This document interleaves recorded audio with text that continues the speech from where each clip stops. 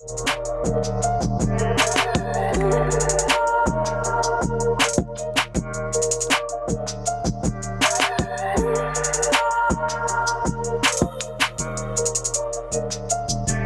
up, guys? Welcome back. Today we got a lot of things to talk about. First, we got the Trump effect. Yeah, this guy started a worldwide liberal movement. Apparently, just like Canada, the Australians elected a left-leaning guy. Then we got Poilievre will run in a by-election. I mean, he ain't done yet. Seems like he's not. Some people are happy, some people are pissed off. We'll give you our thoughts regardless. Next, the job market is brutal for new Canadian graduates. You gotta feel for these kids, man. For these kids, I feel like it's brutal for everybody, right? Yeah. Then Ontario homes are selling at a loss, and it's now commonplace. I think the Liberal government's gonna solve this problem. Right? Feels like housing and affordability is kind of fixing itself. Next, we got Zuckerberg is saying that he doesn't even drink coffee anymore. He's out there raw dogging life. It's crazy that he doesn't have a vice, at least not even coffee. I need my coffee. Right? Then we got these youngins, seem like they're taking over the NBA. Ant-Man, Batman, Superman, Wolves in 5. I feel like the torch has finally been passed. And last, we got some off-court drama. What the hell, he burned? Giannis got into it with Haliburton's dad, and DeRozan had a situation with a fan a couple weeks ago. And after all that, what do we have for off topic? So we'll talk about MichelleObama, the Cooley app, Nike's new Air Forces, a couple other things. And stay tuned for the question segment at the end. We'll give you our thoughts and opinions on all of that. And also go like and subscribe if you haven't done so already. And go follow us on Instagram and TikTok at TheBiringPodcast. So let's start with this Trump effect. Trump effect. Right. Australia had an election and it kind of played out the same way as Canada. Anthony Albanese, which is a left-leaning guy, beat out Peter Dutton, which is a right-leaning guy. Similar sort of thing happened as Poilievre. Dutton lost his seat. Yeah. And from what I read, the main issues were kind of similar. You had housing and affordability. I think inflation was one of them, and your boy Donald Trump, right? Yeah. And apparently, this Dutton guy, he was like seesawing between like embracing the Trump bravado and flair, Yeah. and kind of distancing himself from the Trump rhetoric. Yeah. And I think it kind of backfired. So like, there's comparisons to Poilievre, obviously, in that regard. And apparently he wanted to get rid of work from home at first. And he was talking The right-wing guy was running on that? Yeah. It was, Okay. like I don't know, I was reading up on it a Yeah. little bit. Like, I don't know exactly what he wanted, but I was thinking if he's trying to get rid of work from home, I know conservatives that don't like to work from home, right? I don't know who's going to vote for that. Yeah, I don't think it's going to be like a popular thing, right? And then he's trying to get rid of government jobs, which like if you see everything that's playing out with Doge, I don't think it's a smart move For sure. to like try to get rid of government jobs, right? Yeah. So the big question here is this kind of making the conservative brand toxic? It feels like it a little bit, right? I mean, I feel like, did Trump even intend to have this reaction? I'm sure he doesn't want the conservative brand to be toxic, right? Yeah, but I think he started with like this Canada first, this America first thing, Yeah. right? But it turned into, I think in the world's view, this America only kind of point of view, Yeah. right? And I don't know if he cares or realizes it, but like on a global standpoint, it kind of took away from the conservative movement. So what's the thought process from these countries, like even Canadians or Australians now, right? Mm-hmm. So to fight against a right-wing American government, wouldn't you think that a right-wing government would align with them? That's one way to think about it, right? But how politics works is that if you have a villain, it's harder to attack somebody. So is right? it just like the Democrats versus the Republicans in the States? Mm-hmm. They're just thinking that same way in other countries? I think one thing that's different here is legacy media, right? Like I can't speak for Australia, but in Canada specifically, you have, like in the US, you have Fox that is a counter to CNN, right? In Canada, there's nothing that counters CBC on that level, right? Or any of the left-leaning media, right? It's all left-leaning, right? And that doesn't even include like influencers or big podcast platforms. We don't have any of that here, right? So there are TikTokers and stuff, but I feel like that has like minimal influence, right? When and there was that one TikToker that they banned him, right? They were banning a couple of these TikTokers, I feel like, throughout while these elections are going on. Very conservative. Yeah. But there's a couple. There's a few of them. Yeah, I don't Mario Zelaya, something like that. Something like that. Yeah. I mean, these TikTokers, I feel like they get a little bit. Like they have these 1 minute clips and stuff, right? Yeah. So I feel like I don't know how much of an impact that has when that's not going to battle legacy media, exactly. Right? Like it'll battle whoever's on TikTok a lot, right? And it might sway votes here and there, or usually TikTok, Instagram, it's more of an echo chamber, right? And you're kind of stuck. You're not looking at something like on a long form kind of podcast kind of level, right? So I feel like once even election night, right? You saw CBC's numbers and all these global news. They're all posting on YouTube. They're all posting. They're doing big numbers, right? And they were doing 400,000 views, 500,000 views. These guys don't do those kind of views on regular, right? Because there's nobody else really doing anything about it, right? So there's actually no right leaning voice, really, right? So it kind of starts feeling like the entire country is propagandized to a certain degree, right? And even them, it was in their best interest because Poilievre was even saying he was going to defund CBC. Yeah. Right? So why would they go to bat for him or any media source? They're probably scared of that, right? Mm-hmm. Which is kind of dangerous, right? Like I think I saw some clips of Mark Carney talking about how he's going to increase funding for CBC, right? Because he wants a national platform that's built to battle misinformation, which to me is a little bit dangerous because free speech isn't absolute in Canada, right? Yeah. So I think if you're gonna talk about misinformation, does that mean that now you're gonna try to work on censoring online content? Exactly, it's scary, right? It is, right? Yeah. Because I feel like it's more so you should leave certain things up to the court of public opinion, right? Like if you have one side of things, there's going to be another side, right? And people can choose, right? And then through discourse, you figure out who's right and who's wrong, right? Sure. Is part of any campaign though. Yeah. States, any country, that's just what it is. That's how you win.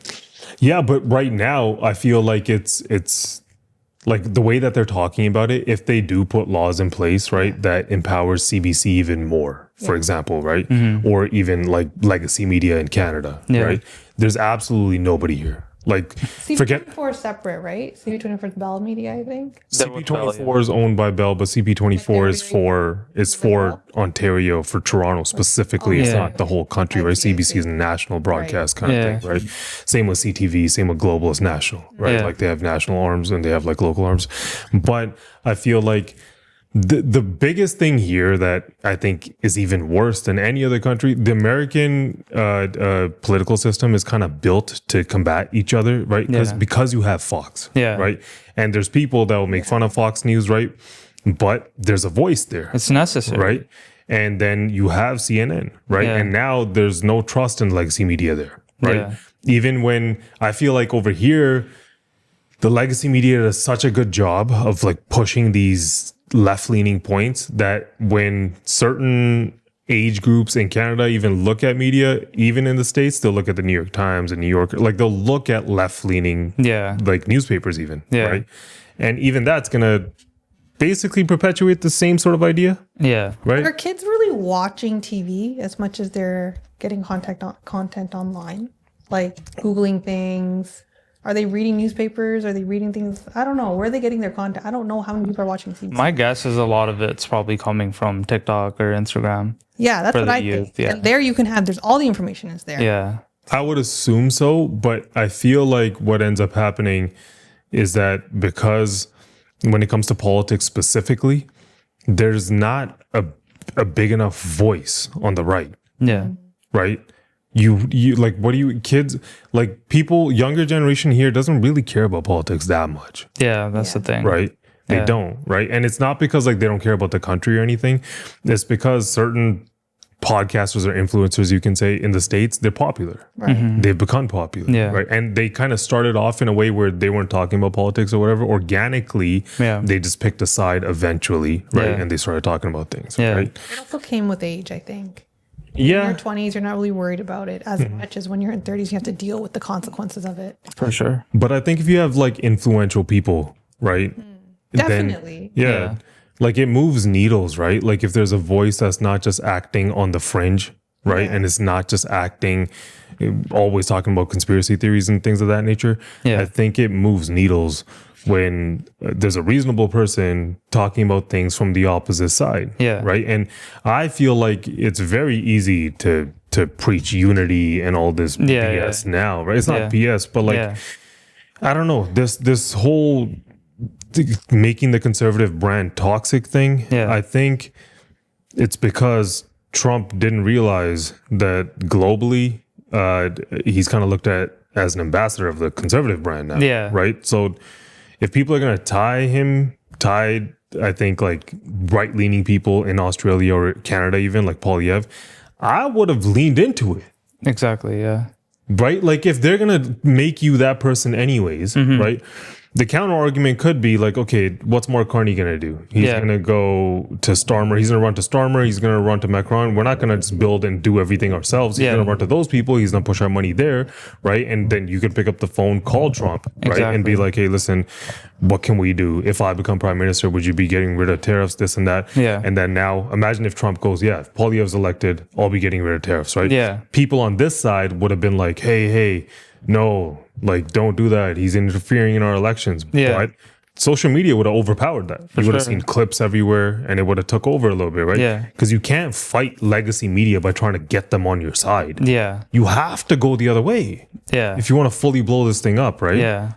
I feel like Trump didn't even know he was doing that because in theory, if you're conservative or right-wing, you want right-wing governments to be elected because your thought process aligns, right? It's going to be easy to come to a resolution. And now I'm interested to see if this trend continues, like worldwide, if every population is going to feel like they have to elect left-wing governments to fight the right wing or conservatism. No, I think what you saw in Canada specifically was a masterclass by liberals on how to run a campaign. Right? If you're going to make the conservative brand toxic, the conservatives like Poilievre and his campaign didn't know how to push that nuclear, I guess, toxicity back on Mark Carney. They didn't know how to flip that, right? They just tried to be like, we're not toxic. We're not like Trump. We're not like Trump, right? Like, that doesn't work. Trump did a great job of like killing legacy media kind of too, because he was just like fake news. He kept pushing that agenda. I think it led to it a lot. I never even heard of that phrase before he started throwing it around. Yeah, but like with that, it worked because of Fox again, right? Like imagine if there was no Fox. Right? And imagine if there was no Joe Rogan. Imagine if there weren't any of these big podcasts in the States. If they didn't exist, you don't know what could have happened there. Right? It's because there's a voice. Like even when there was an argument made for Poilievre, how he ran his campaign, how he should have been going on some of these American podcasts, right? And he decided not to. Right? So even that, right? Like if you're going to fight, like I think the fear was that if he goes on an American podcast, they're going to label him more so as an American. Right? And be like, you are Trump's puppet or whatever, right? But the clips and stuff he would have gotten out of those podcasts would have been massive. For sure. Right? Like I think he declined Nelk. Right. And he was like, he didn't want to go. I think Kyle Forgard showed like a bunch of his DMs. He was like, he's like, I've been trying to reach out to get this guy. He didn't want to come on. Right. I think John Shahidi, the guy who runs Happy Dad. Like, I'll do anything. To help he was and he's a Mississauga kid, right? And he kind of moves needles a little bit. Maybe some of these university kids. A really good move for him. It would have been huge for the youth vote, right? Their whole demographics like 18 to like up to 30-year-olds. Especially if you look at some of these ridings, they lost by a couple hundred votes. Right? So then if you look at all of that, it's kind of like, and especially him, right? Like he's a Mississauga kid. Right? Like he just lives there in the States, but he's a Mississauga kid, right? So like people kind of look at him that way, right? And he's big time in the States, right? And then even outside of that, even if he went on Theo Vaughn's podcast, right? Who usually will kind of like humble somebody because he just jokes around, right? Which brings out, brings out like this side of people, right? And if you went to Rogan, he probably would have got like a really good conversation, probably could have gotten, people would have gotten to know him better and it would have dropped the talking points because Rogan's good at pulling that out of you. Like even if you look at Modi, right? The Indian guy, the Indian prime minister, right? If you look at him, even he knows these podcasts are important because he was on Lex Friedman's podcast. He went on Friedman? I didn't know that. Right? Lex was in India to go get that interview, but still, right? And he's all the way in India. Yeah. Despite how you feel about him, if you love him, hate him, depends on whoever's watching this. Yeah. But even he realizes it. Yeah. Right? So then why do you think Poilievre didn't do it other than the reason that he thought people would label him more like Trump? I was think his that's campaign the manager. only reason. That's the only reason? That's the only reason. That's what I think. Do you think that's reason enough? No. No, If it's they're not. calling you that anyway, just lean into it. What are you That's the thing. afraid of? Technically, Trump still won. Yeah, And he won. Poilievre didn't. I think if you had all of those, like if he went on all these podcasts, and he did it strategically, like 10 days leading up to the election, right before the early votes went in, and then right after that, I think you would have gotten so many clips that would have been on TikTok, Instagram, Shorts, everywhere. They would have been chopped up. It would have battled against a legacy media narrative, right? Because how is Mark Carney a better negotiator? Like, it's just all BS, right? Like, and they keep saying, like, a lot of it is just rhetoric, right? To win an election, and kudos to them, they won it, right? They played the game, and Poilievre was just trying to defend himself instead of flipping the There strategy, wasn't right? enough people telling Poilievre to make those moves. I Yeah, think his campaign manager, anyone around him, they weren't giving him good advice. for sure. I think his campaign failed. I think he did well because you see how many votes he got, right? Yeah. And how many seats they picked up, right? So it was definitely a movement, right? That's but what I think, it could have been a bigger movement. Yeah, We can't disgrace how well he did. yeah. He lost a conservative seat today. Yeah. Something. Oh, Yeah.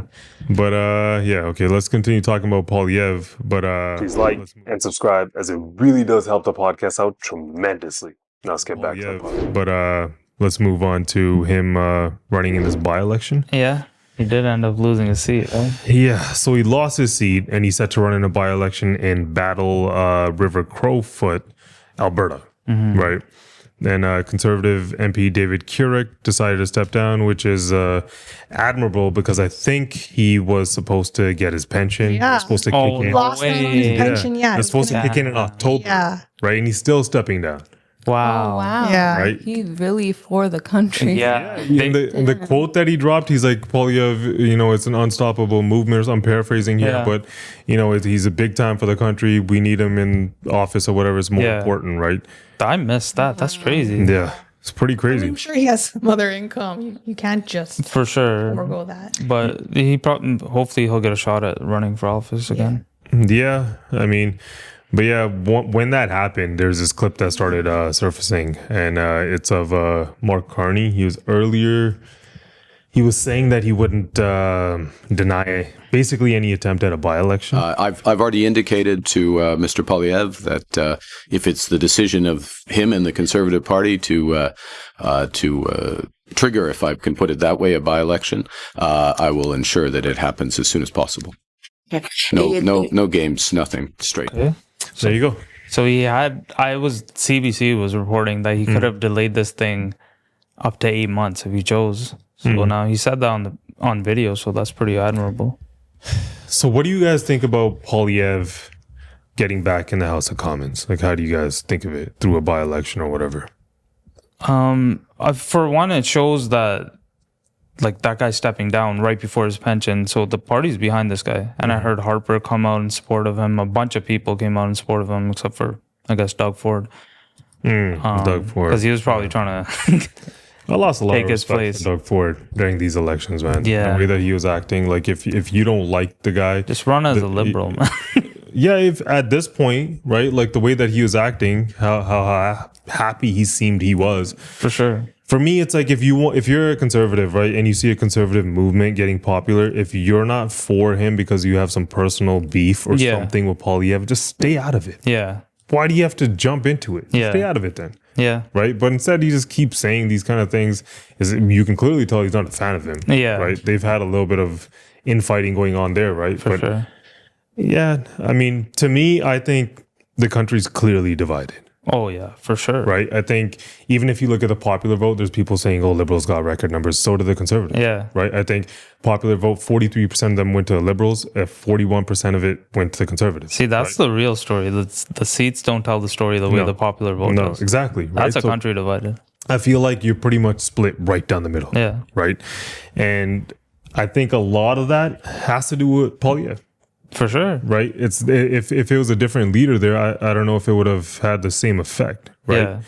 So then if you look at that, you almost have to, for Canadians, I think it's extremely important that at this point, Poilievre's in the House of Commons. Yeah. Right? Because I feel like otherwise half of the country is going to feel like they don't have a voice that's representing them, right? Sure. And that's not something you want, especially if they keep saying that they want unity, Yeah. right? If you want unity and if it's 41-43, basically half the country, right, doesn't believe in the guy that won, right?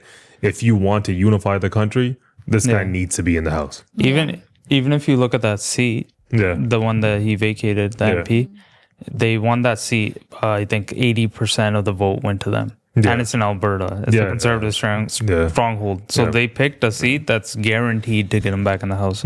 That means the whole party's behind him, and he's going to most likely win, hopefully.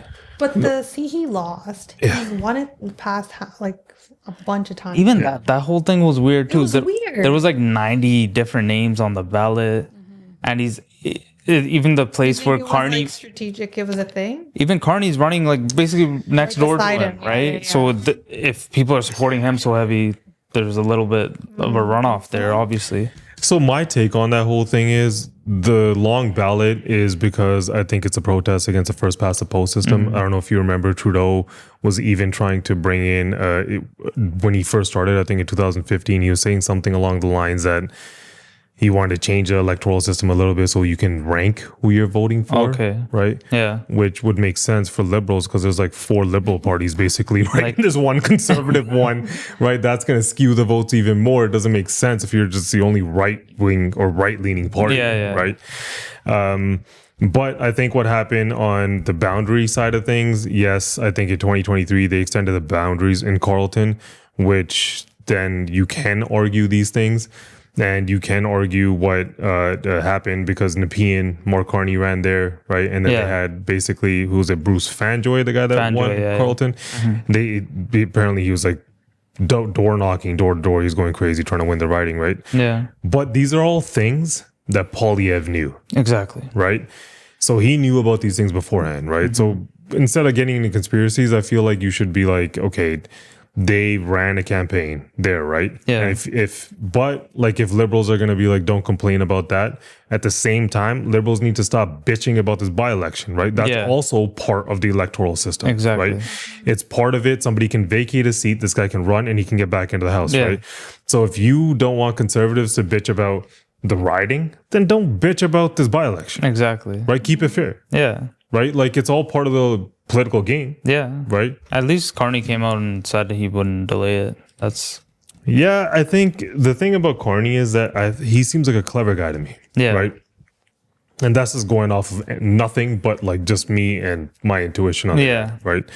And I think he sees that if a guy like Poilievre's trying to run in a by-election and you delay that, it shows fear. Yeah. Right. And it'll actually break up the country. Yeah, he saw that popular vote, right? Yeah. The country's divided. I think this election might have created some lifelong conservatives because people are passionate, man. And they came out to vote, and it's basically a 50-50 split.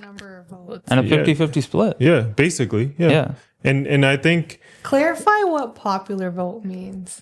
Like how is it the entire vote. What do you mean? Like the country's vote. The number of people that voted conservative. Oh. Like the entire, like let's just say, what was the total vote count? I don't even know. Right? Like whatever it is, let's just say for argument's sake, it's 10 million. Yeah. Right? The popular vote is 40% of 40% of the 10 million. Right?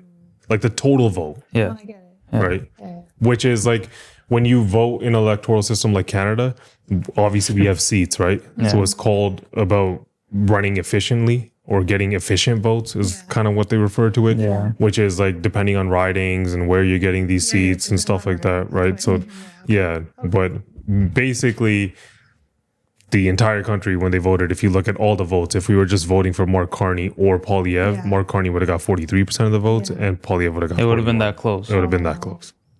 And I feel like if you actually had that kind of election, there are a lot of people that voted that will vote liberal, but they will prefer Poilievre. Right? And we talk to those kind of people. Right? They're like, as a leader, some of them prefer Poilievre. For sure. We are those kind of people. What do you mean? We voted like we were supporting Poilievre because of the person. Yeah, we were supporting Poilievre because of the person, but because I I feel like I align way more with the conservatives' policy and values and movement as of right now. Right? I don't know. Right. Sure. And I can't see it. I understand there are people out there that are liberal. Clearly half the country is. Right. Yeah. I don't hate those people for any reason. I feel like there are people who are in the middle or left leaning and right leaning. I don't think everyone in Canada is bad, like how people just want to fight each other or whatever. But I do think that there are people on the extremes. Yeah. Right. And they create these fringe arguments. Yeah. And then people just lean that way and they're like, we just got to fight for these parties. Exactly. Right? That's the horrible part of it. I feel like it creates a divide and people ride so hard for the one side, right? Like if you're too extreme. I feel like this guy won, Carney won. And I hope he does a good job because I hope Canada does well, right? I'm not rooting for the country to fail as a whole. I just don't think he will. But if he proves me wrong, that's great. If he aligns with my way of thinking and whatnot, right? I mean, you're already seeing what's happening in Alberta, right? There's a separatist movement is never going to go well for Canada, right? And I feel like that's a little bit overblown. Even Danielle Smith kind of backed down from it. Well, it depends on like how you play it. She's basically what she did was, from what I know, is the signatures required to get a referendum for a separatist movement was previously 600,000, right? She moved it down to like 100 and something thousand. Okay. Right. So then people are complaining about that. And I think one of the native Indian chiefs or something were like Treaty 6, 7, 8. I'm not vice. Like I don't know enough about that. Right. So I can't really speak on that too much. But it was like people are saying she's basically making it easier, right, for a referendum to happen. But then again, right, that's one side of it. The other side is about 75 to 80%, if you look at any kind of polling that's done on, well, whether Albertans want to be part of Canada or their own country, about 75, 80% go no. Like hell no. Right? So at the end of the day, you would still have to do a referendum and it would get shot down. For sure. Right? But like you think about the country as a whole, right? If you look at the map of all the ridings won, right? Yeah. The entire West Coast is all blue. Yeah. East, right? I was surprised by the West Coast being that blue. Yeah, BC flipping was big. BC flipping was big. BC flipping BC did their job. Even Southern Ontario. Ontario did. Southern Ontario did. Southern Ontario, it seemed like the union leaders were behind Carney, but the public came and voted Poilievre. Yeah. Right? And I think he flipped Brampton West. Brampton West. Yeah, he flipped Brampton West. That's a big riding. That's a big riding, right? Yeah. Like that's a heavy liberal riding, right? Yeah, so people heard the voice, man, and people were behind this movement. That's why I think it's important for him to be there. And minority governments, believe it or not, they don't last forever. Oh, typically 12. I don't think Carney's going to be 12 months because they have 169 seats, months, right? I'm thinking within the next 2-3 years you're going to see an election. Yeah. Right? Yeah, I feel like it's what you said before. I feel like the Liberals, kudos to them. They ran a masterful campaign. Right. Even we saw the polls climbing up and up. If they waited just a tad bit longer, it would have been a little closer. Yeah. Some of these ridings were decided by like 40 votes. Yeah. That's what I'm saying. It wasn't like a huge blowout win. It's just that he lost his riding. That part looked pretty bad. Yeah.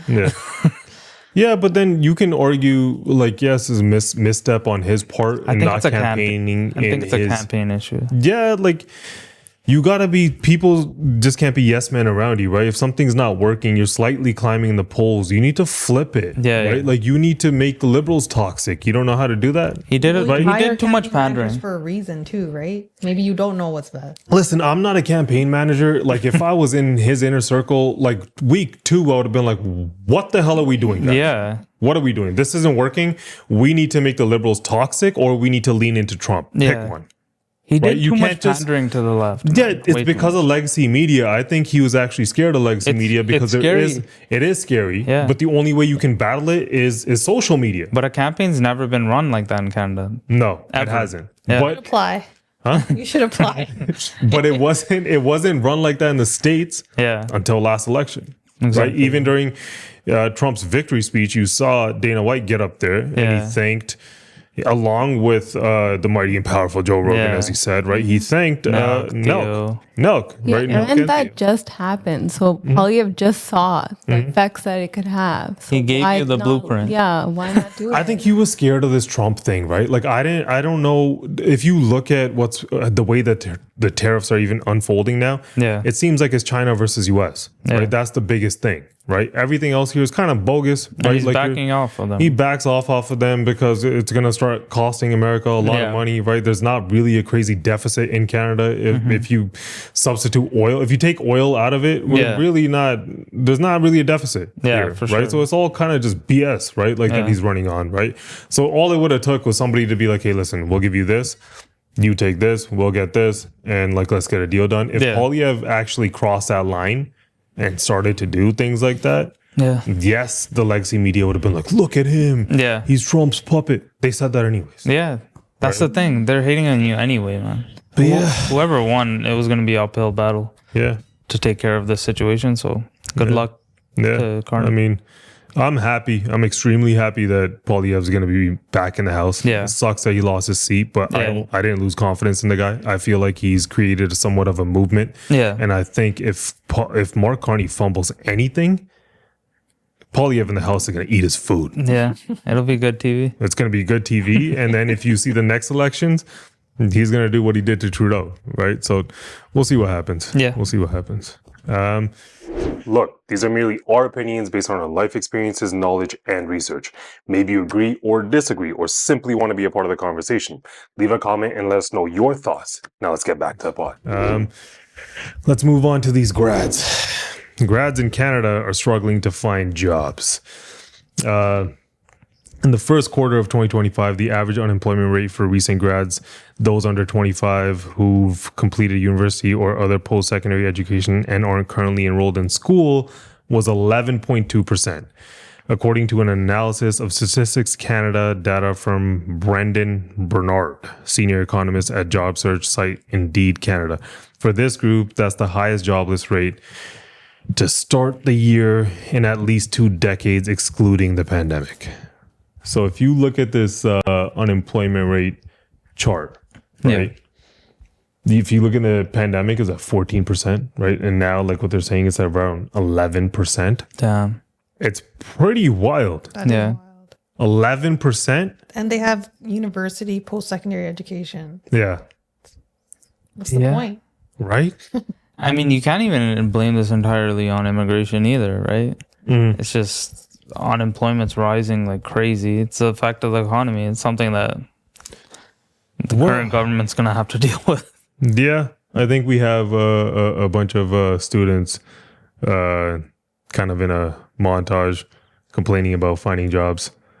Yeah, here it is. Is anyone else applying to jobs and going through the exact same thing? The job posted this week, over 100 applicants. Posted 5 hours ago, over 100 applicants. Okay, this is crazy. 1 hour ago, over 100 applicants. Shit. I actually feel like applying on LinkedIn and Indeed is dead. Well, it's alive. You'll just be applying against thousands of people. I've been unemployed for 7 months. And unless you've been living in Iraq, you already know how bad the job market is. It is terrible. And over the course of the last 7 months, I have probably applied to a good 300 to 500 jobs. I haven't even received a rejection letter.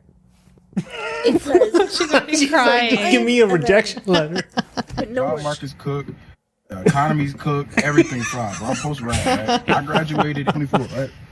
I know what day it is now. It's damn near a year of me trying to find a job. I think I'm just gonna sell feet pics online for money because the job market right now is shit. I've applied to over 100 jobs off of Indeed, Handshake, my university's job board, and guess how many jobs I've gotten? None. Bro, I feel like you have a better chance of finding your dad that left 10 years ago than to find a job in 2025. Like, I swear, bro, nobody wants to hire me. It's like, why even say y'all are hiring in the first place if y'all won't even take a second to look at my application? I want to see Bra's interview. Right. if you're talking like that, I don't know who that was. That's like a Carl Man. Who's hiring me, bro? Yeah. I mean, at this point, do you think, like, looking at that, obviously we know the economy and all that stuff and everything that's going on, right? But a question that comes to mind for me is like, are university degrees worth it anymore? That's the thing. I don't know. Look, they're really going through it, all these people, right? But all these people are going through it with a university degree. Imagine not even having one. You're not even at that level. You can't get... That's one side of it. But imagine if you didn't go after a university degree, right? And for example, went after a trades like an electrician or plumber, right? Yeah. Or if you decided to, I don't know, become a barber or like, have an entrepreneurial mind, right? You would have fared better in this economy. For sure. Yeah, but that would mean that that's the choice if you want to change completely what you want to do with your life. Like, what if what you want to do requires you to get a university degree? Do we know what type of jobs they're looking for? I would assume, that's what I was going to say. I would assume they're regular run-of-the-mill corporate jobs. Yeah. Right? Like they're the 9 to 5. How much of that I believe or how much of that is a skit? Because I know somebody very recently that got a new job. Yeah. And I was like, when did you start applying? She said February. Yeah. But the only thing I noticed is that it was like way more interviews than I thought were necessary. But I think that's because I'm assuming the person that you're talking about is experienced, right? Yeah. They're not a newly graduated person, right? They've been experienced for what? That's true. These kids are right out of 10 years. These guys are Oh yeah, this is like right okay. Yeah. Even outside of that, right? Like if you have employers now, they're letting people go, right? Most of these corporations, and instead of hiring somebody to replace them, they just want the workload to be spread amongst the workers that are already there. Exactly. Right? And if those workers aren't working, if those workers aren't working, then they'll replace you. Yeah. Right. And that's how these economic times are, right? When you're in a recession, it's not one of those times where you want to job hop. Like we saw during the pandemic, people were saying like you should switch jobs every year. Get a higher months, salary, right? Typically, they tell you the advice is switch jobs every 2 years, right? Yeah. If you're in the corporate world, right? Because then you keep bumping up salaries. But in this kind of market, you want to make it seem like you're the best worker. Yeah. You're never late. Yeah. That's who you want to be, right? Somebody that they can count on, they're not going to fire because look how many people are applying for jobs. Yeah. I feel like there's a combination of unemployment's on the rise and competition's clearly, there's way too much competition. So it feels like if you got a job, you got to hold on tight. And like you're saying, be an employee that's worth it to the company, right? Try to keep your job. Yeah, I think even unemployment on the rise has a lot to do with interest rates, right? Like you don't have, these companies aren't really trying to hire more workers so they can excel or invest. And so they're just trying to hold the bottom line. Yeah. Right. Sure. And if you're trying to do that, who are you going to hire? Yeah. Why are you going to hire? Right? You're downsizing. Yeah. You're going the As other to what direction. you were saying, how many people do you know that use their degree in their job? I would say out of 10, maybe 2. Yeah. I know so many people that went and did the whole uni thing. Yeah. Just have their own business. Yeah. I mean, a lot of those people that got like crim degrees or sociology or some stuff, like they're not really using those. Yeah, completely different jobs. I know people that got those kind of degrees and work in finance. Yeah. Right. So, and but like I feel like with the job market now, it's a minimum requirement to even have a university degree, regardless of what field it's in. Yeah. That's the first thing they look at. If you don't even have that, you're not even considered. Yeah. For sure. But that's if you want to, like, imagine spending what, $100,000 in Canada to get a bachelor's degree? That's the thing. Right? If you're going to live on res and do the whole thing, you're going to spend that kind of money, right? And then you're going to, entry-level job for most bachelors, unless they're like specific in something, right? Like if you're going after a specific, I don't know, if you're in finance, if you're in accounting, you're going after something very specific. If you're not, they're like $50,000 a year, $45,000 a year, right? And then even if that is incredibly difficult to get, it's not that far off from just labor work. Right? It's pretty close. So if you look at it that way, I would, if I had a kid who was going to university right now in this time, right, if she was headed there, if my daughter was, right? I think the advice I would give her at this point is like, before you go, like, are you sure you want this university degree? If you want it, like, go for something specific, right? By the time she's old enough and graduating, who knows if half these jobs will even exist with AI. But like in this time, like if this was traditional advice when I was growing up, like if I went to university not trying to get nothing I got was specific, right? But like I feel like if you're going to, you should be going after becoming a lawyer, a doctor, an accountant. Like you should have a path to what you want to do, right? For sure. Yeah, I think gone are the days you just go get a regular bachelor degree and you're just like, this is going to benefit me The thing is, like, we're so young when we have to make that decision about what university, what degree to get. A lot of the times, like, you just don't even know. And you end up, like, something that's probably not as useful as For sure. what That's you why should you have need went those for. parents. to tell you, exactly, to guide you. That's what I feel like. The ones that I'm saying that I know actually use their degree, I feel like they had parents that guided them. Yeah, what I remember. Yeah, because the guidance counselor didn't really help me when I used to. Remember that course? Yeah. I didn't learn anything in that class. The whole system's flawed. I feel like you were saying. There's not enough structure there to tell you where to go, what type of degree to get. So you kind of just follow everybody else is going to. Like a bunch of people just got business degrees too because everyone around them was getting them, right? Going to uni for them. Yeah, I mean, I think if you have a passion for something, you should chase that and try to, establish a business somehow, even when you're really young, right? Hopefully you have parents that, like you guys are saying, can guide you in a certain direction. I think right now that's a better route to take to create your own job, right? Rather than trying to get hired in the corporate world. Yeah. And there's definitely a lot of people are starting to talk about it. There's going to be a lack of skilled trades workers, right? Because a lot of people just go to uni, get that degree, then try to get a corporate job. So it might be something that people want to look into. Kids for sure, like they think that's the only path. Yeah, but there's so many. Others. Yeah, it's just some of those trade programs, like plumbers. They're really like man dominant. Right. So like, what are the women gonna do? True, but they can be plumbers. They could. It's not like they can't. They just don't see it. As much. For sure. Maybe that'll shift. Yeah. I mean, yeah, there's that, but like they could still like start businesses. Like there's a lot of them. I don't mean to be sexist, but like makeup artists or but honestly, now, don't you feel like people that have corporate jobs they also have business? Yeah. It's just a norm. Yeah, that's just the world we live in, right? Like people have jobs. Have like 3 jobs. Parents. Yeah, look at us, right? Jobs, side hustles, companies, businesses, rental properties, everything, right? Like it's not easy if you want to make it in Canada, right? For sure. But yeah, let's move on to another negative. Ontario homes are selling at a loss, and it's now just a common thing. New data from TerraNet Inc., Ontario's statutory land registry agency, found that across Ontario, 25% of properties bought in 2022 and sold in 2024 suffered a loss in value. The median loss, was $45,000, while in the Toronto region, it was a little higher at $56,000. Traditionally, according to TerraNet, only 2 to 4% of properties in Ontario sell at losses to their original purchase price.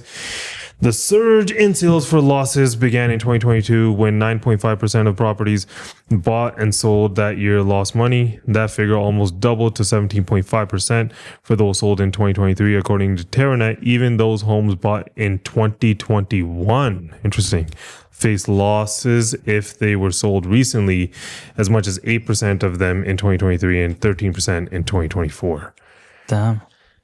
I mean, like, getting housing under control or the pricing, it always comes down to supply and demand, right? Right. And now, currently, there's way more supply than the demand, right? Yeah. Obviously, the price is going to shift down. I feel like for me, it came down to 3 main contributors, right? There's high interest rates, and then people really overpaid during that boom during the pandemic, like 2000 to 2000 or 2020 to 2022. Yeah. There was kind of a frenzy, bidding wars. You remember, like trying to get a property during that time? It was crazy. Yeah. And then obviously now, I think we've said it before, 25 and 26, like majority of the mortgages are coming up for renewal. So there's a lot of renewal shock.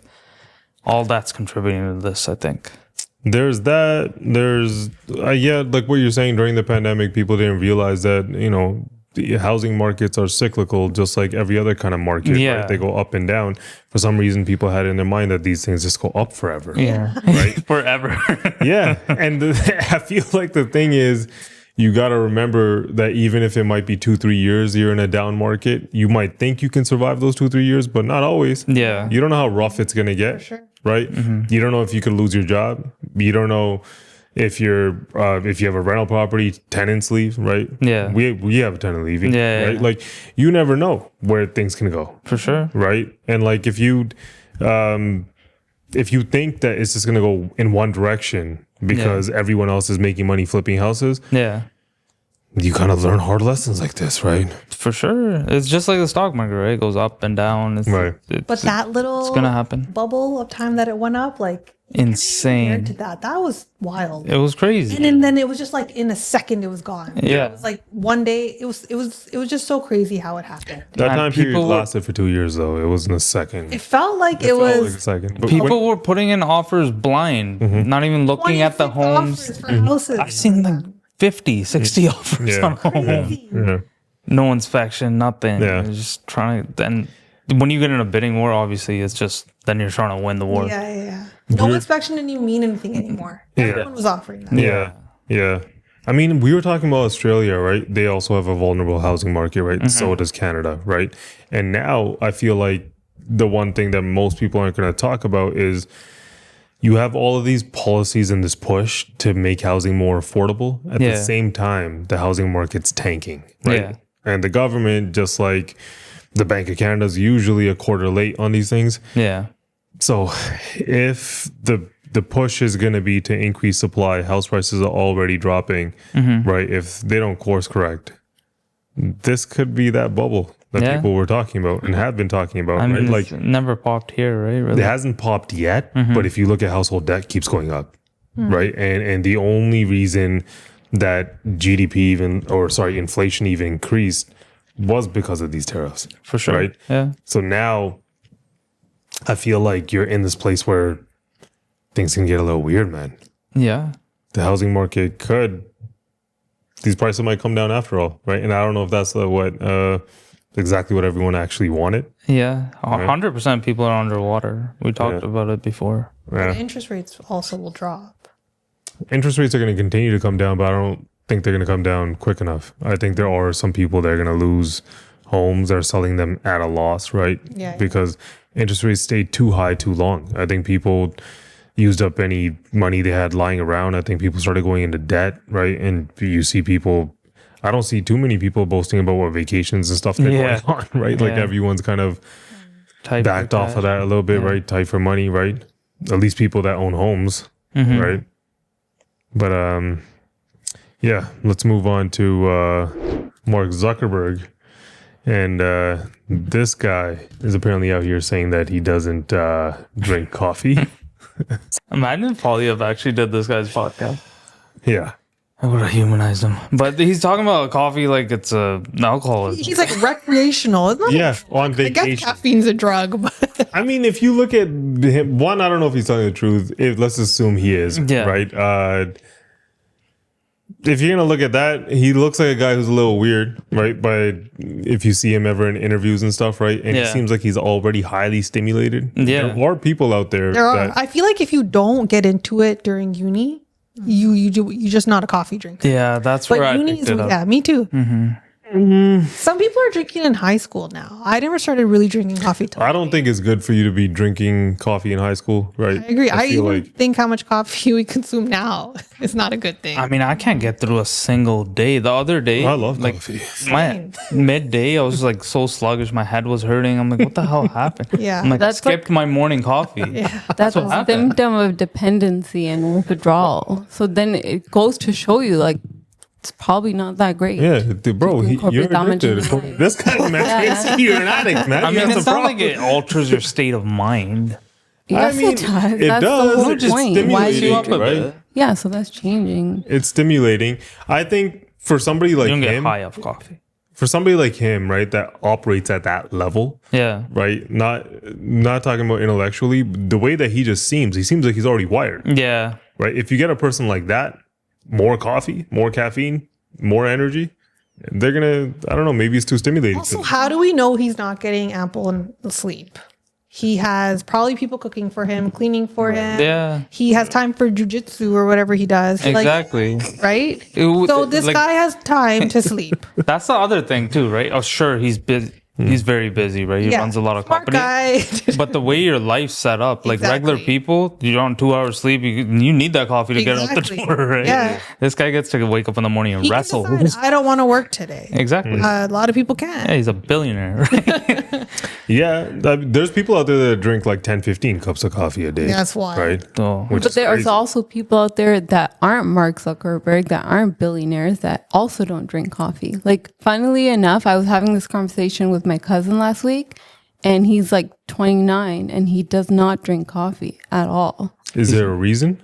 He just doesn't like it. I think just and I was like, oh, do you replace it with something else? Do you have tea or something? No, nothing. What the hell do you do? Well, I think a little bit of that is kind of like coffee is also an acquired taste, right? Like if you never really got into it, you're not going to get into it, right? It's a bit habitual too. Yeah. It's like part of your morning routine. There's that, but I think there is this part of coffee, like it also tastes good to the coffee drinker, right? Like there's different types of coffee, right? Yeah. Like you'll see certain, I don't know, coffee beans, espressos, lattes, depending on what you like, right? Yeah, like it's an acquired taste, for sure. right? You can tell that, a good cup of coffee, what it, it's different sometimes. Depending on which country you're in. I remember one time I was in Costa Rica, I had a cup of coffee, just drip coffee. And I was like, this is amazing. Yeah, Costa Rican coffee is good. Compared to when you just have drip coffee here. Like there's a difference, right? Just not just drinking it for energy. For right? sure. It's also enjoyable, kind of like beer. Yeah. Right? Like beer is an acquired taste. For sure. Right? Like the first time anyone drinks beer, they're not like, oh, this tastes so good. Right? You're like, what is this? This thing that everyone's into? But then slowly you're like, okay. And then you start to love it. Right now, an ice cold beer. Yeah. Yeah. I mean, ideally, everyone should try to stay away from the vices. I don't know if coffee's that bad. I don't think it's a vice, but I think kind of what Simmer's saying, like you can't let anything get too much out of control. I know if you're overly caffeinated, your head will start to hurt. I don't know what happens to you guys, right? So like I do feel like it's not something you should solely depend on. Yeah, like there's proven benefits to reducing your caffeine intake. Like you'll have better sleep, your hormones will be more balanced, you'll experience less like anxiety and jitters. Like, do you ever get that after drinking too much coffee? Like too much coffee? Yeah, too much. Yeah. If you're overly caffeinated, you'll get that.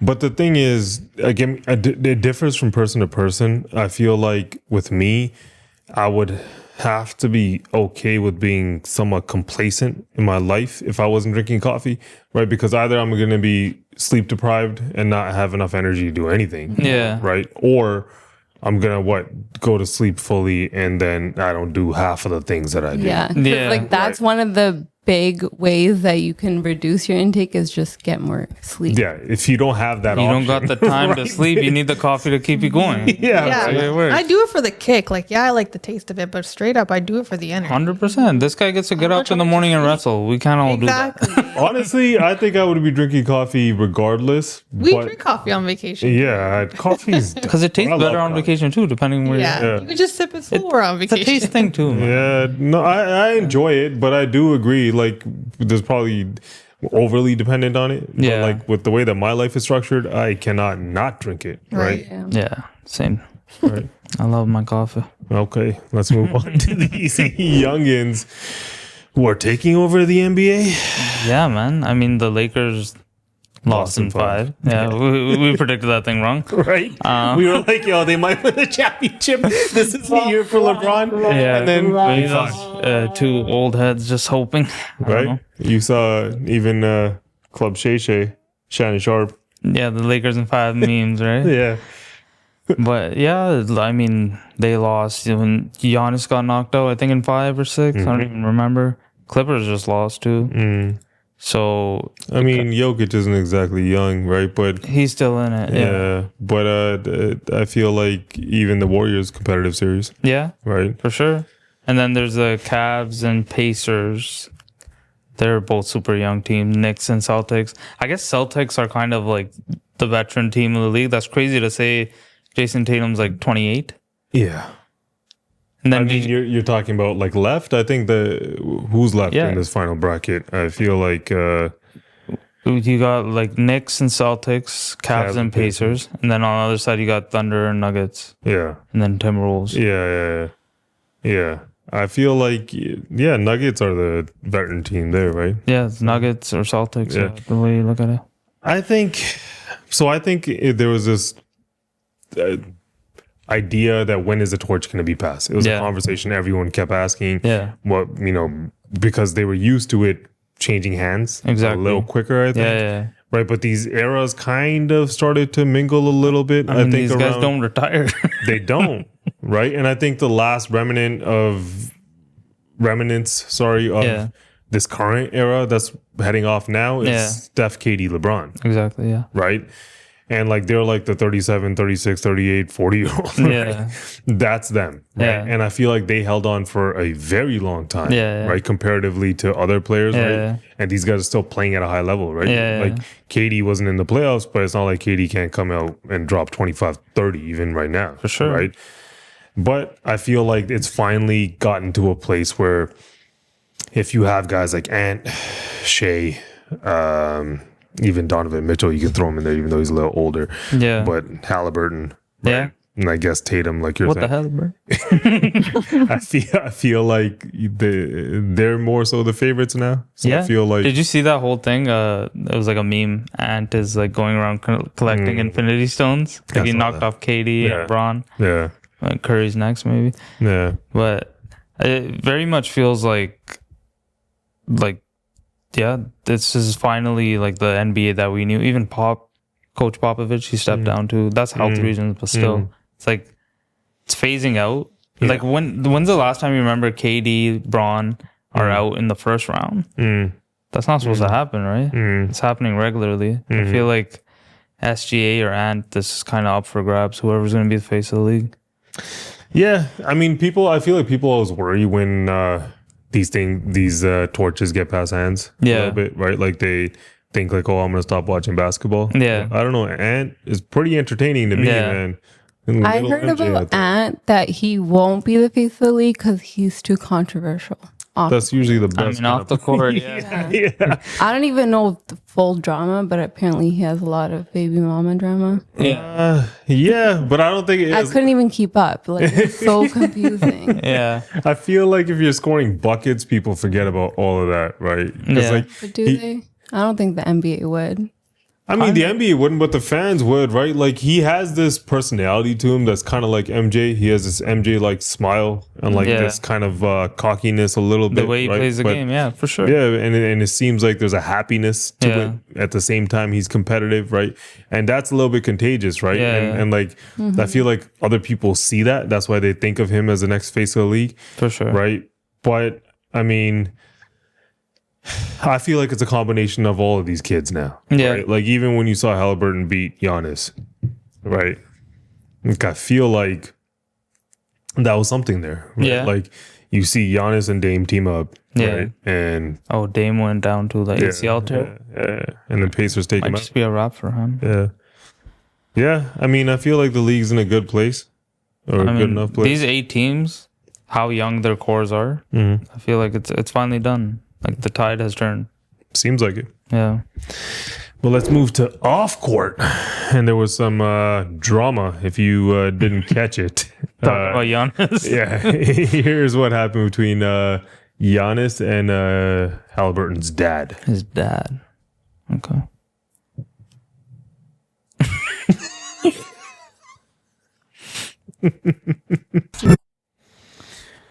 Yeah.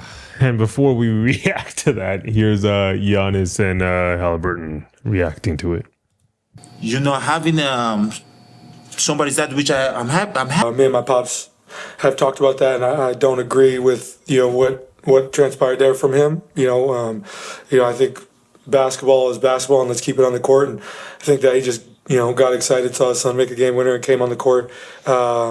But I think we had a conversation, and I think he just needs to just allow me to just play basketball, stay over there. I'll come to him to celebrate. But I think it's the emotions of the game just got excited there. But I talked with him. I'll talk with Giannis eventually about it. Just I don't think that my pops was in the right at all there, and unfortunate what happened in the end there, but. Why is that mic in his eye? Right? That was bothering the hell out of me. I'm like, you lower that thing a little bit. But yeah, I feel like sure, like his dad shouldn't have went on the court. Yeah. Right. And, good on him for saying that too, though. Yeah, and good the way that Tyrese Haliburton handled it, it's good, right? But I think like Giannis, you don't need to touch the guy's forehead with your forehead and be so aggressive. Dang, what was he? You can just read his lips. I don't know. I don't know exactly what he was saying, but basically Haliburton's dad walked up to him and he had a towel or something with his jersey and he's like throwing it in his face. Giannis thought that was a regular fan. Yeah. And so he was kind of just he was just like, this is what the F we do. Yeah. Oh, okay. And then he, you know, because I assume like your son won, like you'd be in a good mood. Yeah. Not a fighting mood. Even I mean, people have different emotions, right? Some people get aggressive. I mean, they went on to say, I think Indiana, the Pacers, they banned his dad from attending it. Oh, shoot. I think the rest of the playoffs for sure. Yeah. I don't know if forever. Yeah. But even this guy, I saw an interview clip of him and he's just like, I was looking through Giannis. It looked like I was looking at him. He's trying to backtrack. Yeah. Maybe he wants to come back to the games, but you were staring right at him. I swear there's a full clip where he's just waving that whatever in his hand right in his face. Yeah. Did you see Shaq's reaction to it? No. He was like, oh, but Giannis talked to him first. What do you guys think about that? You saw in the clip, Giannis is the one that went up to him and started talking to the dad. After the fact, initially he was taunting him. But but Giannis talked to him first. Then and Shaq was so like. Do you think Giannis should just step back, like left? Or not talk to him? What do you think about that? I mean, if somebody's swearing at me, I feel like overall people need to establish boundaries with these players, right? You don't get to say whatever the hell you want to somebody, right? There's two sides to it, man. Giannis is like a giant compared to this dude, right? And like, there's no need to go forehead to forehead, right? Especially once you realize at some point, I don't know when he realized it's his dad, and you're still trying to be like, no, right? Yeah, and you're still trying to show some sort of dominance, right? Like you're dominant on the basketball floor, fine, right? But nobody's a gangster here, right? Like just leave it alone, right? Like especially if like you saw the way that Haliburton reacted, right? If you're in a squad and Giannis is still trying to prove his point, a little bit, like right? Like I don't know. It seemed like he was a little bit acting to me too, right? Like that was right after the Bucks lost the series. So obviously Giannis is in a very low place, and then to have somebody antagonize him like that probably contributed to his reaction. So I can see it a little bit from that point. But the way he ran up on his dad was a little. The dad could have been more humble. I feel like, for sure, relax. Yeah, there's usually you didn't win. Yeah, literally, you didn't win. I mean, if you're a kid, if you're a kid, but you're going up to the other player. Go celebrate. That's what his son said. He's like, I'll come find you and celebrate with you. Just chill. I mean, but everyone acts different, right? That'd be so embarrassing if that was like our parents. Yeah, I'm sure he was embarrassed. If I'm gonna be honest, I could see myself doing that. Doing what? Like if start a fight with the like if my son, like if my kid wants something, I could be that parent, like you're like, just so amped up. Right? Like that's gonna be me. I mean, hopefully you don't start swearing at I don't think so. I think maybe if they were antagonizing you, that's lame. You would say something, but I don't think you would just start. No, I'm saying I could see myself getting there. Yeah. Right? Like it's not like I get it somewhat, right? Like I don't think and also I feel like it's getting blown out of proportion. For sure, emotions are really high at that moment. I mean, you can't really control yourself. I feel like within the context of the game, all the taunting is fair. Like, you suck. Oh, look at that brick. You can't shoot. When you start going F you and your family or something like that, like you say something like that to somebody on the street, you're getting your ass kicked, right? How do you expect different of these players? You can't just say whatever the hell you want to them. Yeah, no, you can't. But like, they're not on the street, right? They're in a stadium. Did you see that? Yeah, I think we got a clip of that. Here's DeMar DeRozan getting disturbed during dinner. That was a couple of weeks ago. Yo, DeMar, they're trying to kick me out for no reason. Come on, man.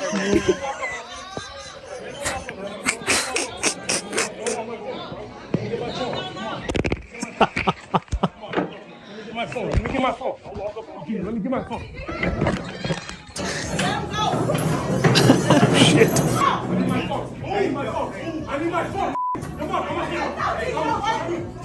Tomorrow's ready, yo. He was just eating dinner. Look at this guy. He's clearly trying to make a buck, eh? He posted this. He's like, you're my hero. Yeah, and then he's in the hospital all of a sudden. how you gonna get back to your car? Headed the, look, What is he this? can't move his hand. He's like, I'm gonna take an Uber. Yeah, take the Uber. Go home, man. Yo, is this guy Thanos? What is this? He's What trying is to act like he broke his hand or something. Lawsuit incoming? Exactly. Seems like a money grab. But What a loser. that's definitely out of line, right? Yeah. Yeah. 100%. Go up to somebody when they're eating dinner. There's one thing to approach his like table and be like, hey, excuse me, can I get... This guy's just like, tomorrow they're trying to kick me out. Yeah. He's not your boy. Yeah. You don't know him like that. Yeah. It might feel like that, but I think people oftentimes make the mistake just because they consume somebody's either podcast, movies, TV shows, or even in this case, sports, right? Yeah. You watch them, you've been watching them 10, 15 years, and you feel like you guys are friends. Exactly. Yeah. He doesn't know you. yeah, you know him. You know him, right? But he doesn't know you. Yeah. Right? Yeah, and, it gave off like stalker. and there's that, right? The other Right, side. when he was like, "You're my hero." That was weird. And then the way he was acting afterwards is almost like he baited him on purpose. Yeah. It might Right? work. As if he was planning to file Exactly. a lawsuit or something, right? You don't know. Yeah. So, but like, if somebody's eating, even if you're a super fan, if somebody's Yeah. out with their wife, their kids, or even their friends, Give him right? some space. Maybe just back off a little bit. Or ask permission. Or at least ask. Yeah. Yeah. This guy didn't even ask. At the very Like, least, hey, can I ask, take a picture? Can I... Didn't you see somebody Scotty Barnes. right at a restaurant or something? Yeah, but I didn't know who it was. You didn't him. even know it was I was Scotty just Barnes. like, oh, there's a tall guy. Kind of looks like he's on the Raptors. Yeah. And then I Googled it and I was like, oh, it's him. But no part of me was gonna get up and Oh, first of Other all, people you don't- going up? No, nobody. Yeah, nobody's going Nobody. up to him. He was just sitting like in a booth, like almost like by himself. Oh. Yeah. But Yeah, No. at a restaurant. yeah.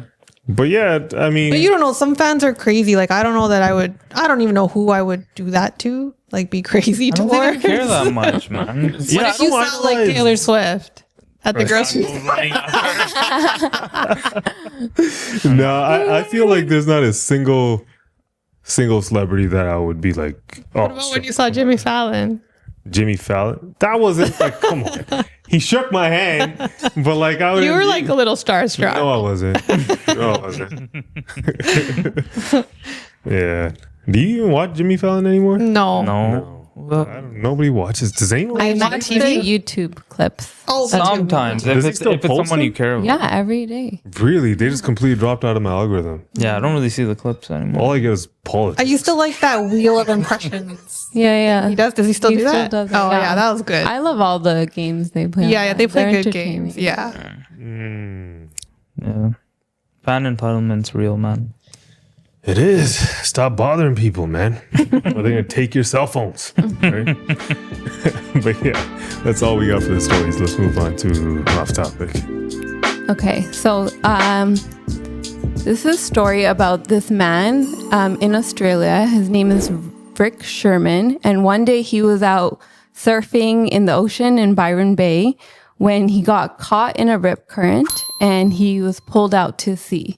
He tried swimming back to shore, but he couldn't do it, and he was getting really tired.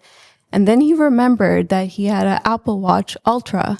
So then he pressed and held the side button, which activated the emergency SOS. And then the watch dialed emergency services. Okay. And because he was able to call like emergency services and the watch had a built-in GPS, Yeah. they were able to find him in the ocean and rescue him. No way. Yeah. That's Because he had his Apple what Watch the hell's on. the Apple Ultra? And then it's just that one of the newer watches, one? yeah, Okay. one of the versions. And then Apple used that audio of him getting saved in a commercial for their watch. Yeah. They Wow. Yeah. So this is the commercial. Smart marketing. did. Yeah. Police emergency, Chris speaking. Yeah, hi. I'm Is that actually him? No, so the audio is real, but the video they just remade. right up to see in Byron Bay. I was like, they made him reenact it. That's savage.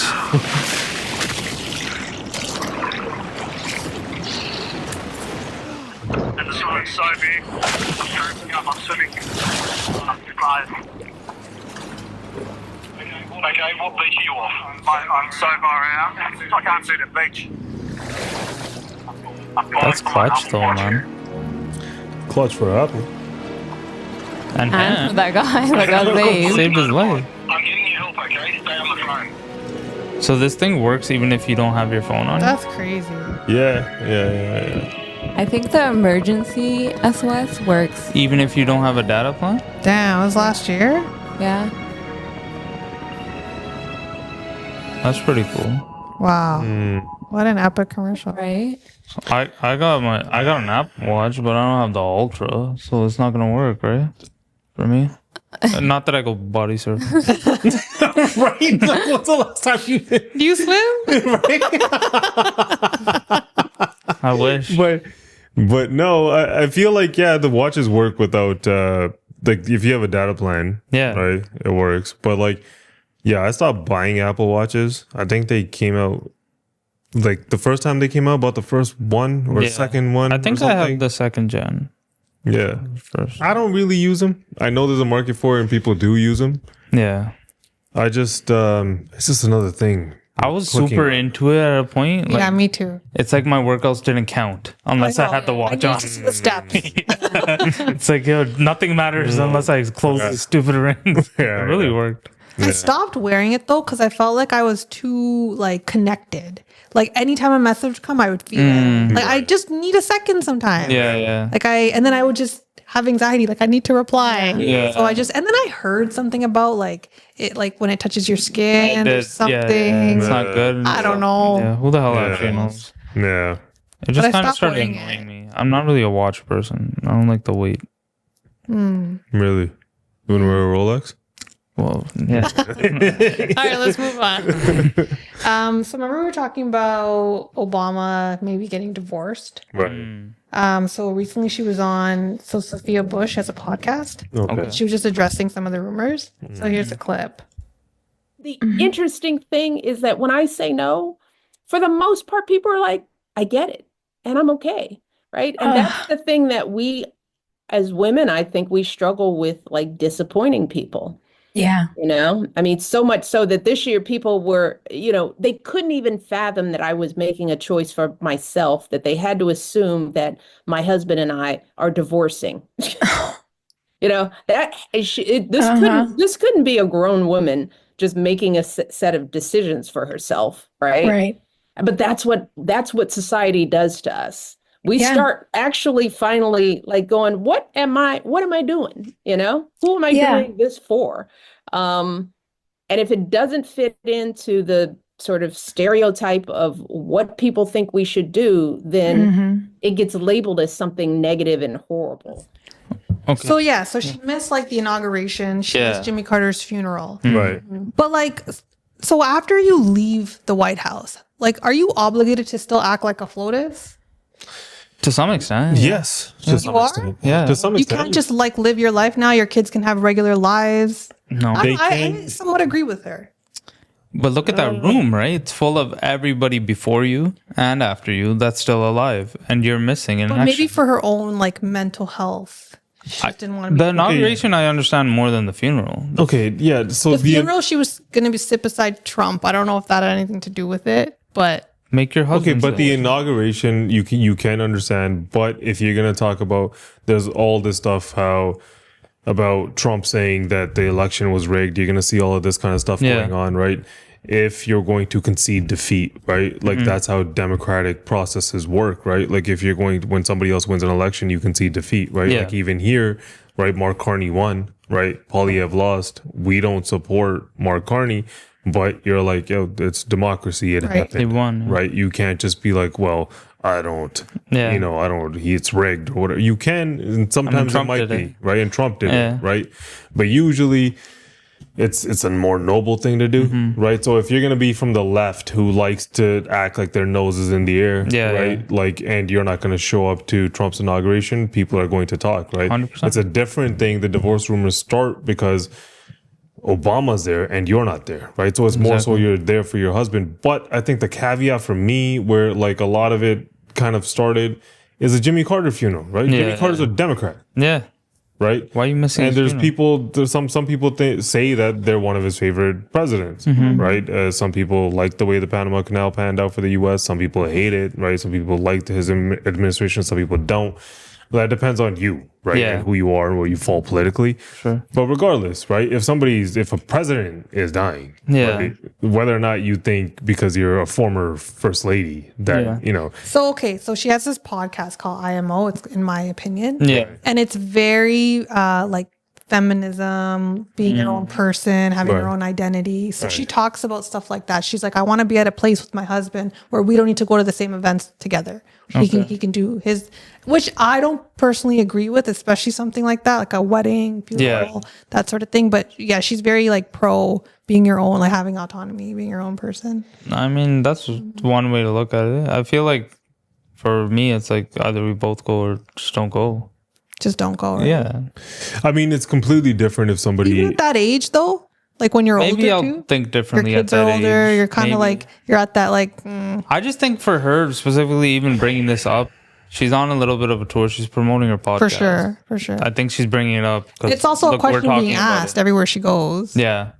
So she needs a response. Yeah. I mean, one, just like how the left did a good job at making tariffs and Trump nuclear, so Poilievre didn't have a stance. The right is doing a really good job of taking down any of the left's heroes. Yeah. Right. So they're going to push this and they push it on every single podcast or every single news outlet that they can, that there's divorce rumors and stuff. Politics can get really nasty. Right. But if you are the Obamas, right, if you were in this thing, you have to know the optics of this whole thing. Right. Yeah. And like to what she's saying, right? And I understand the feminist side of things, but since when was it not? It became cool to not support your husband, right? Yeah. Like if he's the only person there alone, right? And he's one of, you could say, the left's most important presidents in the Popular, last, at least, first black president, right? Yeah. Like, if you're not going to hold yourself to that standard, people are going to look at you a little differently, right? 100%. I don't know if I agree with that because like she has supported him their whole presidency. This was maybe one or two events, and she's just kind of combating that rhetoric online. Like just because she didn't attend doesn't mean they're getting a divorce. Yeah. And I feel like you guys are being kind of hard on her. Like she just missed two events. What about every single time she was there? They're massive events. They're massive. They're not small events. Yeah, it's not like missing a kid's birthday. So you think or it's like a something. lifetime thing being first lady? Like you got to act like that pretty much.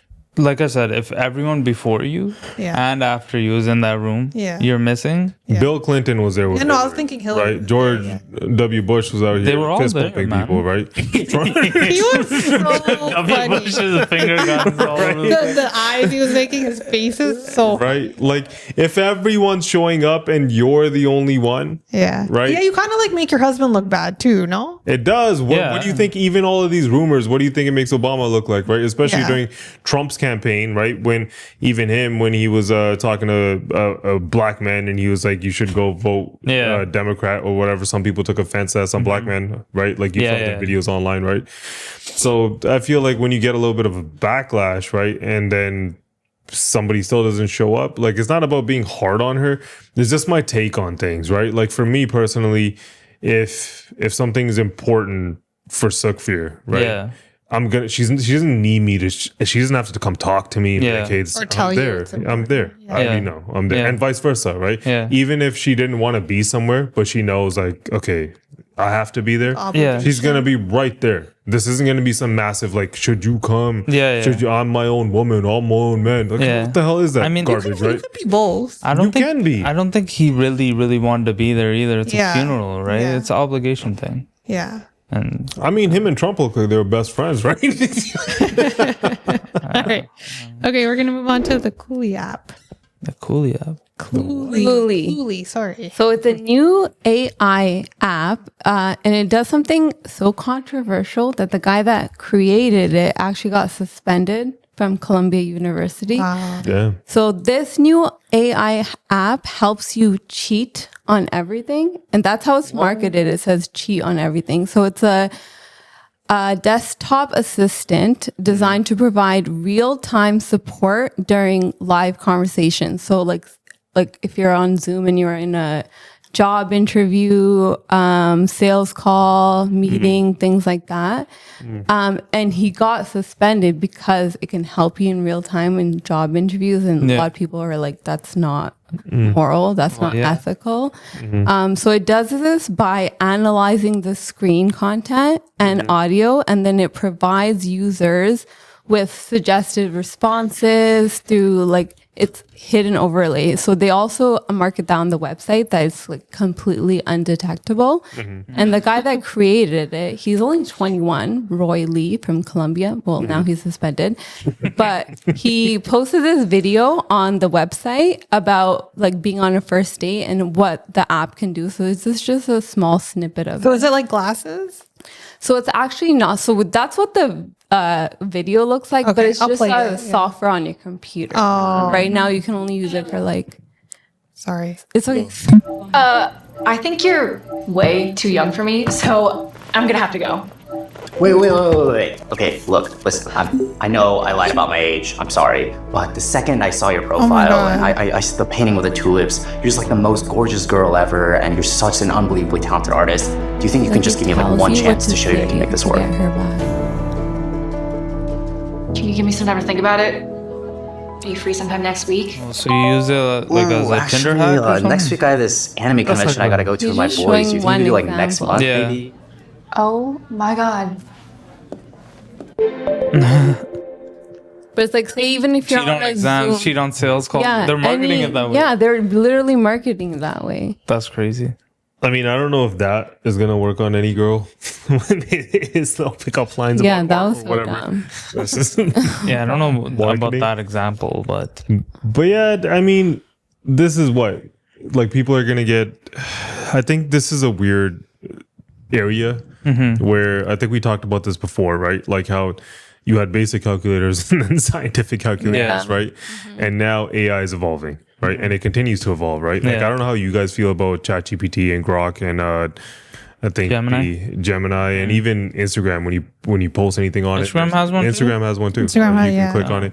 But to me, when I look at all of those, ChatGPT is here, and the rest of them are here, right? And even when you use them, you can tell ChatGPT feels very much like a real person, depending on how you interact with it. Crazy, right? The versus especially how it talks to you. It remembers. Yeah, that's the freaky part. Yeah. I like it. It'll tell you, okay, I stored it in my memory. It's like my friend. Yeah, and then soon enough, you don't have friends. You run out of question options, right? And you can't. Then it's just gonna start talking to you. You're gonna open your phone. It's gonna be like, "Hi, how's your day going?" I mean, that's where we're headed. Yeah, but yeah, if you look at that, I feel like the question to ask is, where do you draw the line where you are using AI as a tool versus it's cheating? Yeah.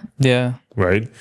I think if inevitably you're going to, AI is going to end up taking these jobs anyways, right? A lot of those kind of jobs that they're kind of applying for. Like if it's a tool, you should be using it to its for sure. It should supplement things, but I feel like what it's going to cause, specifically like universities or high schools, they're going to change the way they do everything. You're going to be allowed to use AI. They should. And that's going to change your testing or the way you do presentations, whatever you do in school, right? Yeah, I feel like they're going to have to. Yeah, because a little bit, then writing certain exams becomes irrelevant. Yeah, you just type it in. Oh, that's the answer. Right? Like the way you're testing a person's knowledge or IQ kind of changes. Imagine remember back in the day, long division, like math homework, you just pop it into ChatGPT. 7. Long division, like shit like that's that is so dumb, though. So dated. Stupid. Like who needs bed math? Like who needs to figure that out? Right? Like when do you ever do that? Yeah. Right after calculators were invented, that should have stopped. Right? Yeah. But it was more like instead of learning the math, it's more training your brain to calculate and solve problems. Similar. Yeah, so 14-year-old pretender wasn't trying to calculate and solve problems. But you were learning without even knowing that was happening. I was getting bored and knowing I was getting You're learning how to problem solve. At least that's what I've been told. Why we learn this shit. Yeah. All right. So we all heard about that tragedy in BC, right? Yeah. Where 11 people were killed, dozens injured by the SUV that drove into the crowd. So there was a boy, Andy Lee. He lost his dad. He lost his stepmom. He lost his sister. And then they set up a GoFundMe page for him. And then he made a video just thanking everybody. Okay. Hello, everyone. My name's Andy Lee. I would like to thank everyone who has donated to my GoFundMe campaign. And from the bottom of my heart, thank you all so much. I truly appreciate each and every one of you. And I know that many other families are hurting too, which is why I like to donate $266,000 to the other victims from my GoFundMe campaign. I want to continue living with my grandparents who has helped raise me and truly love me. Thank you all so much for your support. Wow. Yeah, so it raised over 500K. Yeah. And he's giving half away? Donating half. That's cool, man. Yeah. No, that's really nice. How old is he? I think He looks like he's Looks like a 18, 20. teenager, yeah, about that much. That's sad. But yeah, I lost his whole family. Yeah. That's rough. Even the guy, I think I read somewhere he had a history of like He was known to the police or something. Yeah. He's had like a number of convictions, like charges and stuff, like at least like 10 or so. They showed him on TV because they were like surrounding him. Like clearly you could tell there was sort of some sort of mental health issue. Why did he have access to the car? Why did like what was the situation? What's up with this new trend? Did he drive through, right? Yeah. That happened in New Orleans. New Orleans. It happened in Toronto. Remember on the Danforth? Yeah. Yeah, it happened there. You saw the Tesla car It's thing. like another thing to worry about. In Germany, it happened in the Christmas market.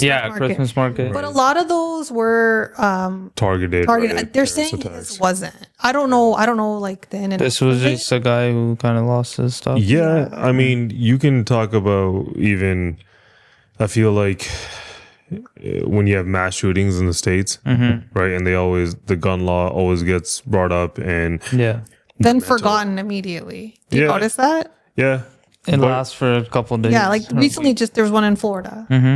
Yeah, there was. But if you look at this situation, right? Like you can't take away all cars. No. Right? Like mental health is a real thing too, right? For sure. And some people do need help, right? And I don't know if he's been known to police, I don't know if there was red flags there.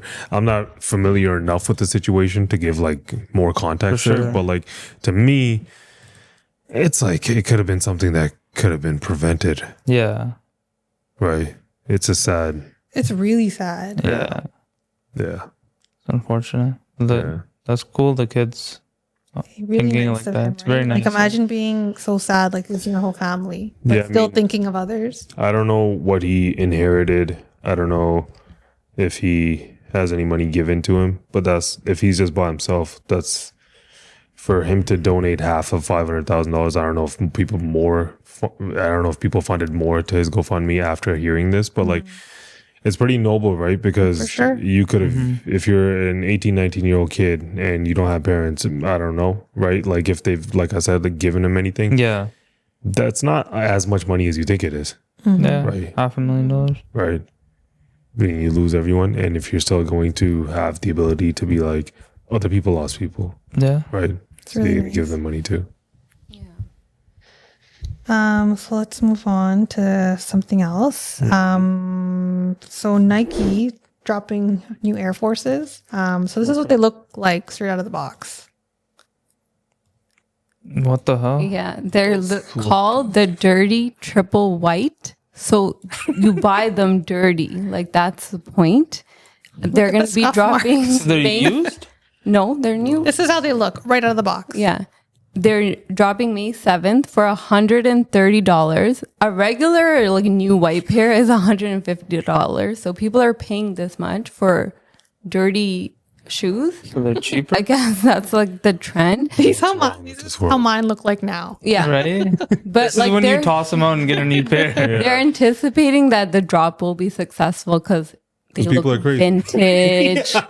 They have unique branding, so they have like some different things that aren't usually on the Air Force One. And it's an exclusive drop at this one place, and it's only for a limited time. Oh, then they will go crazy. and they're Nike, so they probably will. But also they have this trait that the more you wear them, the cleaner they get. What? Yeah, it's a gimmick. So over time, how does that even work? It has a wax coating on it. Yeah. Top of the shoe, and then over time when you wear it, it'll start to come off, and it'll end up making the shoe look cleaner, bright and white. I mean, that's kind of cool. Is it? But you know, It's the also stupidest to thing speed I've up, ever it heard. is so Then you stupid. can just buy regular one. Yeah. And you know, Nike's also putting like a toothbrush and a toothpaste in the box to speed up the process if you want to get them cleaner faster. But then it's like, just buy clean white shoes. I don't get it. So I was looking into this. Apparently, a pre-worn shoe is a thing in like sneaker world. Like Puma does it, Balenciaga does it, New Balance does it. Pre-worn shoes. Yeah. People But just like the that. look of it. The look of it. They're not actually. They're brand pre-worn. new, but I they're mean, all scuffed up. I'm sure there's sneakerheads listening to this and being like, "You guys are ridiculous." Yeah. Right? Like you guys don't You know. know, I didn't know it's called Sneakerverse. I'm not part you of that. sound really old right now.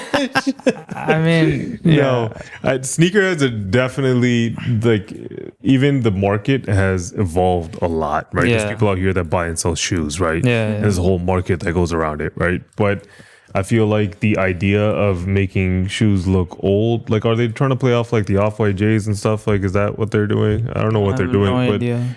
I think this is one I don't get at all. no, this is one of those ones that you don't get. I just right? I thought it was cool that they get cleaner. That's cool. It is cool, right? But Yeah. then I'd rather just buy white Air Forces. Well, they're probably getting cleaner, like you're saying. There's a wax coating on it, right? So they're probably getting cleaner because the paint's coming off. It's just or coming whatever off. it is, Yeah. right? It's a And- gimmick. Yeah, and they know it's gonna come off eventually. But people are gonna buy it. They're gonna sell through the roof. Watch. Probably. It's gonna be a lineup for it. Yeah. People are stupid, man. Oh, that's all I got to say there. All right, that's all we got for off topic. All right. Okay, let's move on to the questions. So there's been this viral debate online. I don't know if you guys have heard of it. So I think that we should also weigh in. Okay. So I know where this is going. who would win in a fight? One silverback gorilla versus 100 men. Why did this question even start? Where did it come from? I think it came from So Twitter. viral. Yeah. It's everywhere. Yeah, yeah. I've seen it on the news. People are I've seen talking about videos of it. This Yeah. obsession with this 100 man. I mean, but I've been thinking But we're about about to it. answer the question. Yeah. So you gave this some thought. Okay. I mean, I saw some simulations and stuff, right? I think a lot of people that are talking about this, they're thinking like it's what's that guy's name? King Kong. Kong. They're thinking it's like King Kong, Yeah, right? yeah. It's not that big. I think gorillas, silverbacks are up to like 6'5". There's basketball players taller than them, right? Yeah. Really, you're taking this road. Have you ever seen a You don't gorilla think so? fight? Huh? Yeah, I have seen it, but 100 people, 100. It depends on the type of Here we go. Yeah. person we're choosing, right? If you're putting a bunch of me's, like I don't think we're gonna fare that well, right? But if you pick John Jones, like the strongest Mike UFC Tyson, fighters, right? Like Mike Tyson if In he his was prime, in yeah. his prime. What do you think?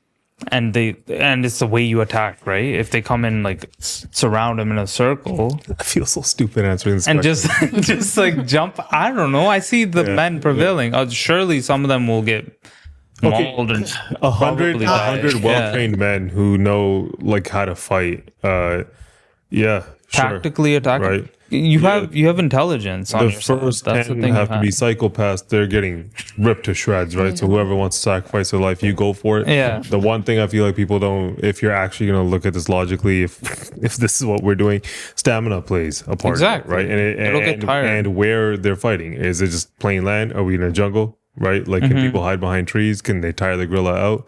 Right? Is that the tactic? Even if there's no weapons, probably rocks on the floor and stuff, right? You can do certain Make things. it chase right? you. 100 well-trained men who know how to fight, or like Navy SEALs or MMA fighters. You don't know how to fight a gorilla? 100 men? I don't gotta think jump on it. Like, 100 men. I think one by one, each man is gone. it depends. If you're lining up in one, Yeah, you're then dying. yeah. 100%. Also, IQ plays into it, right? You're Like, smarter. yeah. You can be tactical about it. 100 men. I mean, if it was 100 women, You're right. I don't know. That's not as hard to answer. But like, yeah, I feel like if we just be smart enough to never put ourselves in that situation. you're right, we would be like, I think we have a chance. I mean, the situation would never happen. Yeah. They would just You're a bitch. shoot You're it. not gonna go first. I would go first, right? I asked ChatGPT, Okay. and the final answer is that if it's coordinated and strategic, Yeah. the 100 men will win, but with high casualties. So yes, a lot of the first few will die. Yeah. But then, like, if they're strategic about it, they can knock him down something. If the tire him out. IQ was equal, men are done. Exactly. If the gorilla was very smart. Yeah. Because but like nobody's gonna sign up for that. That'll never happen. So obviously, it'll never happen. There's but nobody volunteering as tribute. It's just a hypothetical. if it's just like you get to pick like a bunch of average dudes, right? And some of them haven't thrown a punch in their life, right? A gorilla's gonna run through that. Yeah. Right. I think just one punch from a gorilla would probably kill you. Also, not probably, does- definitely. A gorilla can lift 1,800 to 4,000 pounds. Yeah. That's a lot. But there's people out there that can squat like 600 pounds. What are you doing, bro? They're not 4,000. gorillas, man. This guy said people can swat. No, if you multiply it 600 by pounds. 100, I'm saying that like a lot of strong He's getting the top tier the bodybuilders. strongest men in the world. Get them in a room and the men will prevail. Yeah, I think they will too if they're tactical. I hope this doesn't become a real life thing. Like It's they not. try it. Animal cruelty, right? They would never. Imagine that. And it's What about human cruelty? You're talking about pay-per-view? This is what the hell? Yeah. Okay, so for the next question or the last question, I thought we'll just do like a ranking question. Okay.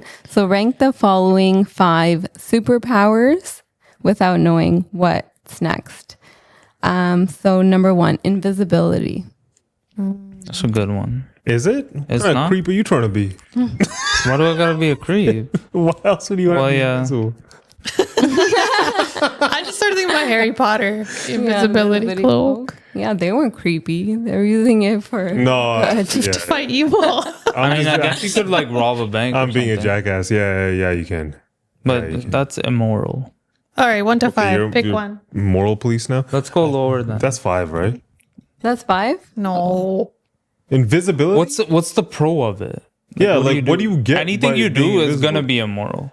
Yeah, you We're do not talking about that though. No, but why is this so What's the great? advantage of it? We're not talking about robbing banks. That's what I just said. Like robbing a Yeah. bank Like we're not the moral police. Like if you have invisibility, you're gonna rob a bank. What or else? are you gonna do? sneaking into basketball games and stuff, courtside, just watching it. Look at Living life in the shadow. Everything's immoral. the shadows. Anything you do with it. I think No, we put no. it. He's gonna be on the court next to you. You can just eat at any restaurant. You could. Just go on stage with Taylor Swift. You won't Yeah. even know you're there. Exactly. You can have a fun life. You just walk onto planes, fly wherever you want, free. Exactly. It's not that bad. Now we're man. thinking. But everything's 4. immoral. It's all immoral. Okay, And it's so rank it. hard. All right, 4 or 5. We'll go 5. 4. I said 5, but you guys could say 4 if you. Let's do 4. All right. 4? Okay. And the next one is super strength. Super strength. That's like 1 or 2. 2. I feel like flying is 1. Why would flying be 1?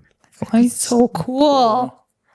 Intelligence would be. Intelligence. So that's would 2? Fine. Okay, we'll go 2. Okay, the next one is teleportation. That's pretty That bad one's good too. because you could go to different planets. But you could do it invisibility. You just walk on any plane you want. Yeah, but with teleportation, you could don't. just go. There's no well, time. Immediately. walk on a plane, yeah. Yeah. Teleportation's big. 1 or 3. 3, Like 1. a rough teleportation. 1? 1? Okay. 1? Really? Damn. All right, 3. 3, fine. 3. 3? Yeah. You guys Okay. want to fly so bad? No. No, the intelligence thing was. Yeah. The That's next one is mind reading. I wouldn't I want don't that. care for that. Curse. That is a curse. That's a We all curse watched that because movie, right? yeah, Well, people are woman inherently. thing. Yeah, with Mel Gibson. Yeah. Yeah, That would be 5. 5. Yeah. 5. I don't care for that one. I don't care for it either. Yeah. So the last one, which is your number 1, you guys always leave the first spot open. It's time travel. That's not bad. Yeah, that's pretty good.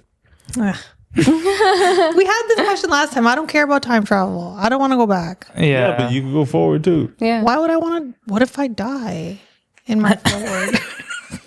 Yeah, then maybe you can.